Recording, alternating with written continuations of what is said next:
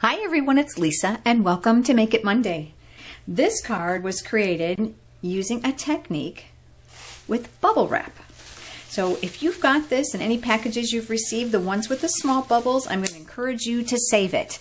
First thing we're going to do is we're going to cut a quarter sheet, and this is a shimmery white cardstock.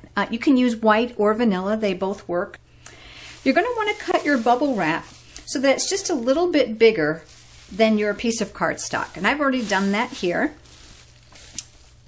And you're going to want to make sure that none of the bubbles are broken. That'll give you a really nice consistent background.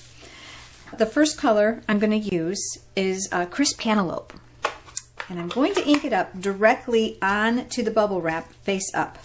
So you're just going to go and tap and cover those bubbles. Now, some are going to be covered better than others just because of the amount of air that's in them. It doesn't really matter. That's going to give you some variation in the background.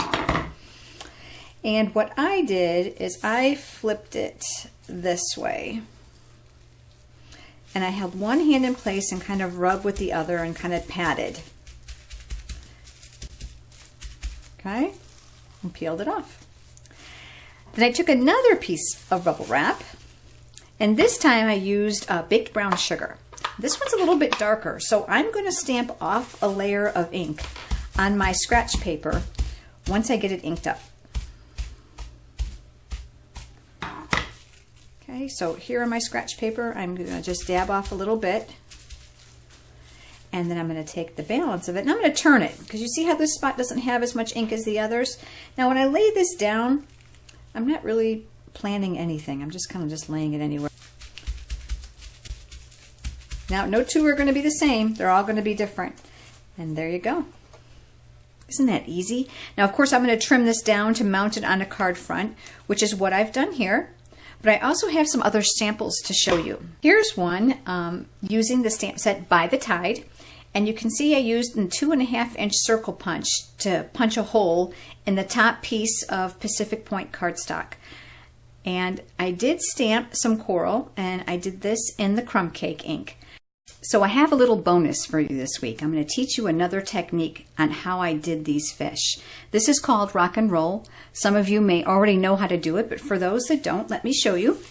I'm just using a scrap piece of the same shimmery white cardstock, and I'm using 2 ink pads. In this case, I'm using the Crumb Cake, and I'm going to use the Pacific Point. Now, you're always going to do this technique with the lightest color first. So I'm going to go ahead and ink up my fish in the Crumb Cake, sliding directly over to my Pacific Point, and you're going to roll the edges in the ink. And then on my paper, I'm going to stamp.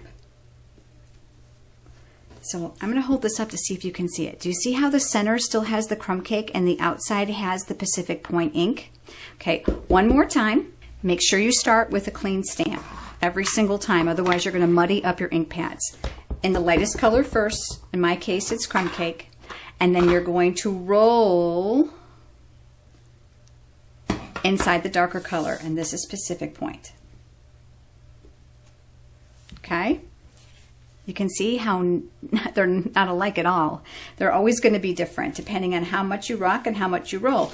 Explaining how these two fish are totally different. I added some Dazzling Diamonds glitter with my 2A glue pen, and they're up on a dimensional. But let me tell you how I did this.